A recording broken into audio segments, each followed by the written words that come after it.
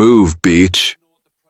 The doctor didn't even look at her when he said it, just shoved the quiet nurse out of his way like she was furniture.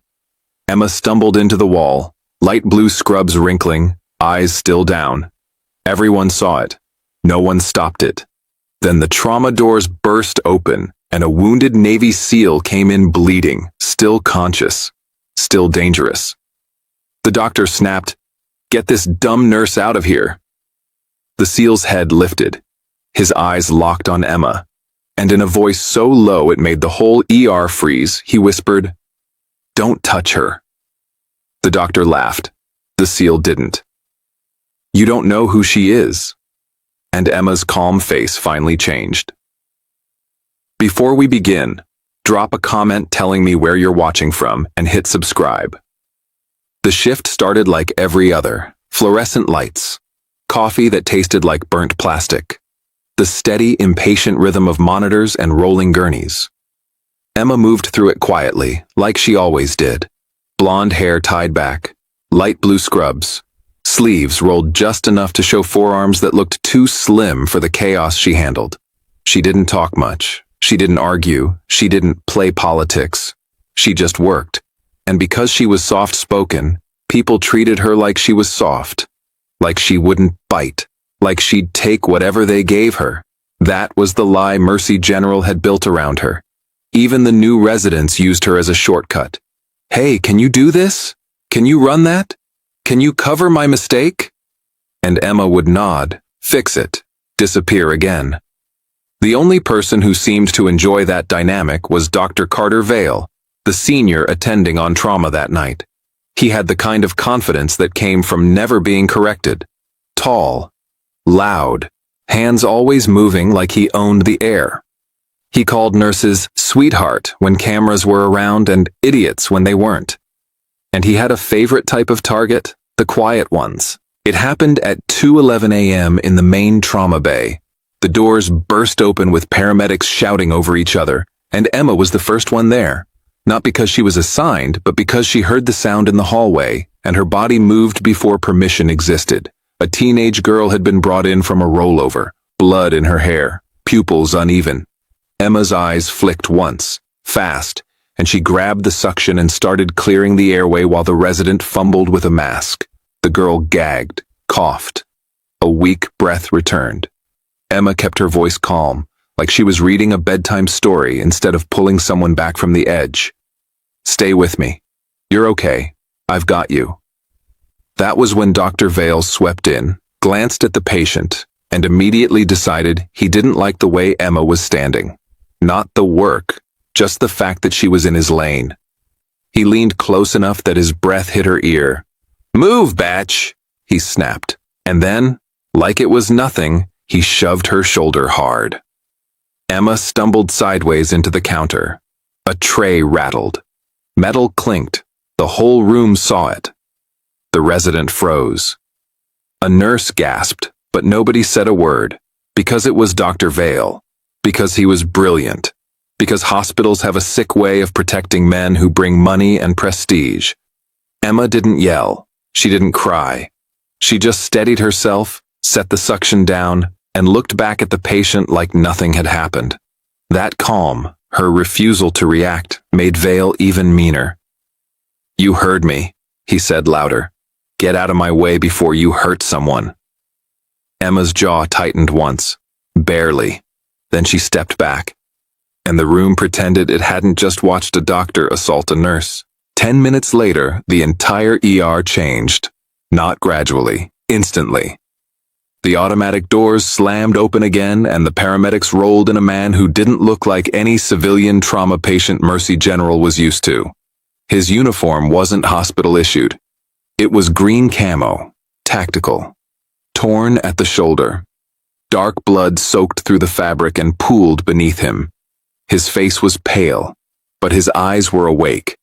Too awake for a man losing that much blood.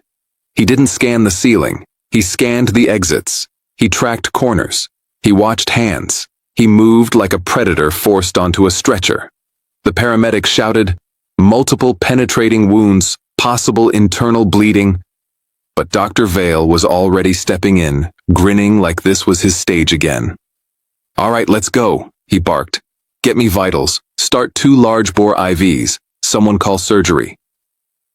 The man on the gurney turned his head slowly and stared at Vale with a look that wasn't fear or pain. It was assessment. Like Vale was a problem to solve. The medic leaned in, whispering, "He's military." Vale scoffed. "I don't care if he's the president. He's bleeding in my ER." The man tried to sit up. Pain hit him like a wave, and his teeth clenched hard enough to show muscle in his jaw. Vale grabbed his shoulder to push him back. "Stay still," he snapped. "You're not special." That was when the man's hand shot out and caught Vale's wrist, fast, precise, with a grip that made the doctor's face twitch.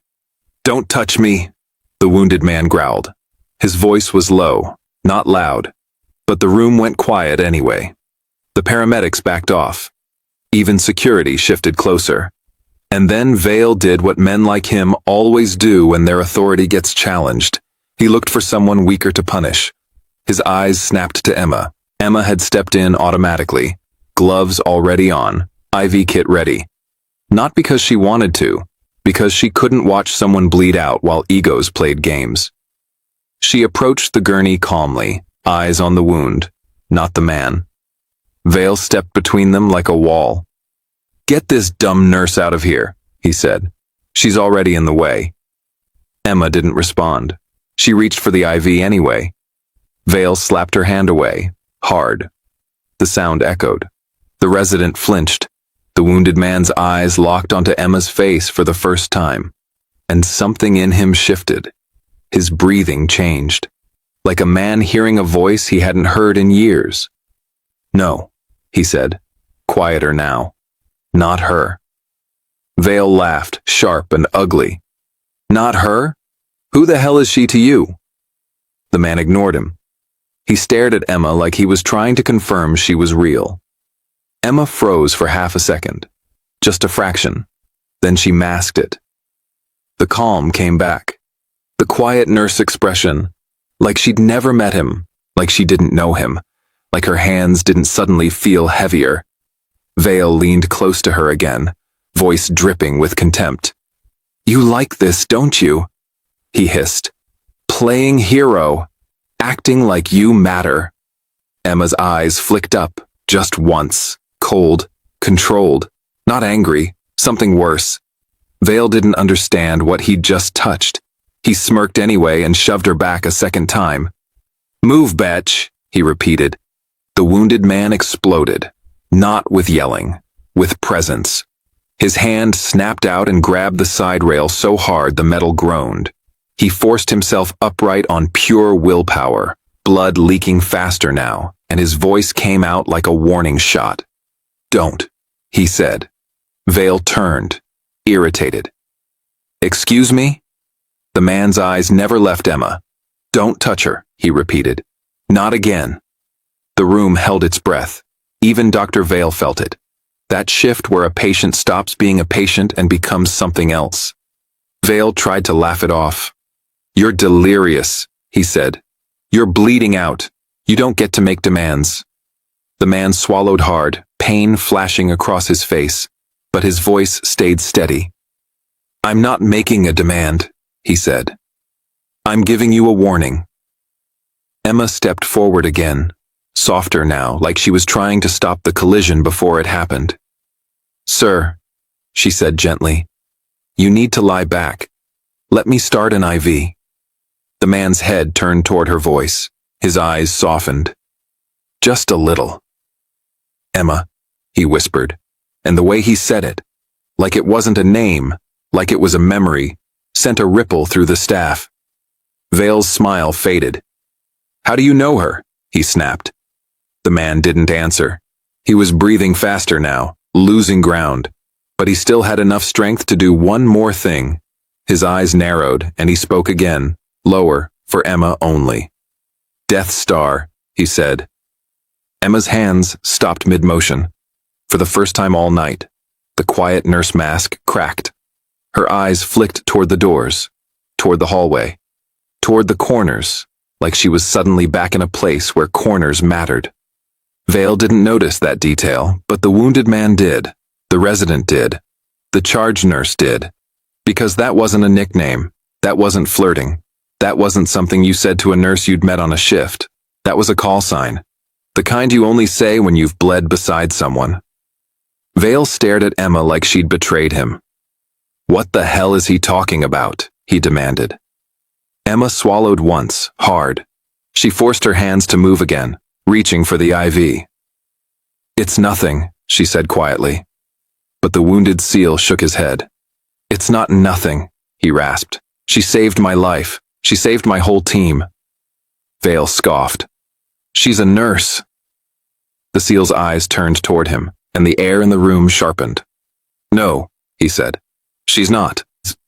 And before anyone could process what that meant, the monitor alarm suddenly changed tone, fast, urgent, rising, because the SEAL's blood pressure dropped like a stone. And Emma moved like someone who'd been waiting years for this exact moment. Emma didn't shout. She didn't panic. She didn't do what the room expected a quiet nurse to do when a 6-foot Navy SEAL commander started crashing on a stretcher. She just moved. 1 second she was standing near the counter with her hand stinging from Dr. Vale slapping it away. And the next she was at the gurney, both gloves already on, fingers pressing hard into the commander's neck, finding the pulse point like it was muscle memory instead of training. His skin was cold sweaty under her touch. His eyes were still open, still locked on her, but the focus was fading. "BP's dropping," the resident blurted. "No kidding," Vale snapped, trying to shove his way back into control. "Start fluids. Get me 2 large-bore IVs. Right now," Emma said, calm but sharp. The words didn't sound like a nurse asking permission. They sounded like an operator giving an order. The room obeyed before anyone realized they had. Emma's hands moved fast, not messy fast, efficient fast. The kind of speed that comes from doing the same thing in a place where hesitation gets people killed. She ripped open the IV kit, anchored the vein, slid the catheter in clean on the first try. No fishing, no second attempt, no shaking hands. A flash of blood, then the line was secured, taped down, and flowing. The SEAL commander's jaw clenched as the fluid hit. His eyes fluttered. Emma leaned close enough that only he could hear. "You're not dying in my ER," she said softly. The resident stared at her like she'd just spoken a different language. Dr. Vale, on the other hand, looked furious. Because the whole room had just watched Emma take over without asking, and nothing hurts a man like that more than being ignored. "Emma," Vale barked, voice rising.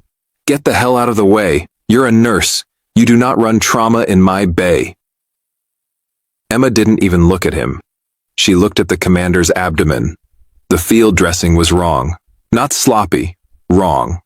Whoever had wrapped it had done it quickly, like they were hiding something. Like they didn't want the wound fully exposed. Emma's eyes narrowed. She reached for the dressing. The commander's hand shot up and caught her wrist. Not aggressive. Instinct. His grip was weak now, but it still carried command. Emma held his gaze. "Let me see it," she said. The commander swallowed, throat tight. "Don't let him." "Vale?" Emma asked, eyes flicking once toward the doctor. The commander's eyelids fluttered. Not him.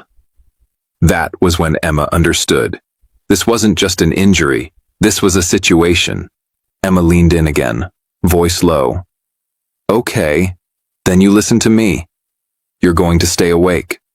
You're going to breathe, and you're going to stop trying to fight me." His lips twitched like he almost smiled. Then the monitor screamed again. High pitch. Urgent.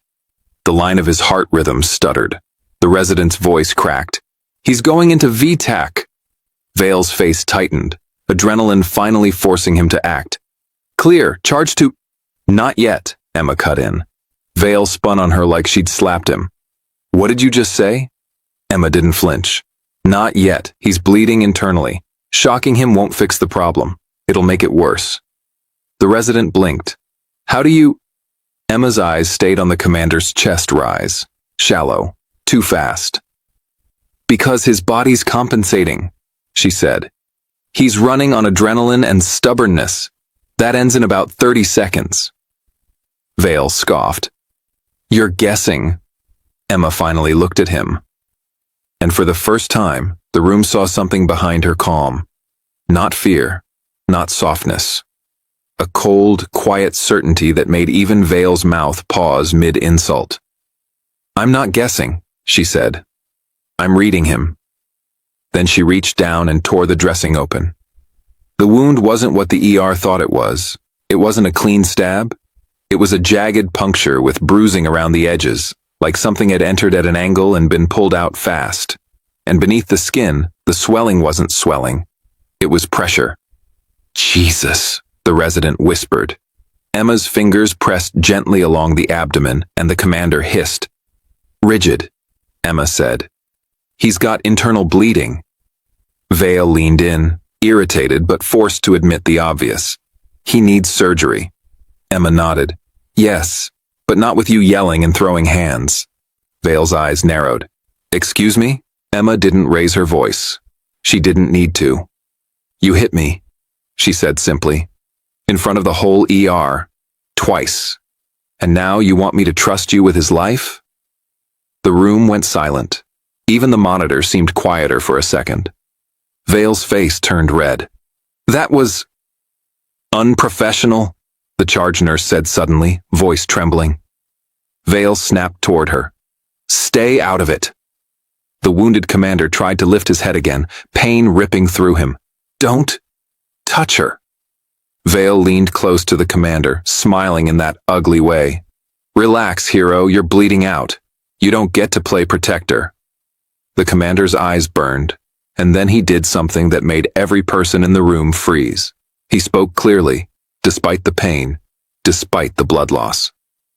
Death Star, he said again. Emma's hands paused. Vale's brow furrowed. What the hell is that? The commander swallowed hard. Her call sign. The resident's mouth fell open. Call sign? Like military? Emma didn't deny it. She didn't confirm it. She just kept working. But her jaw tightened.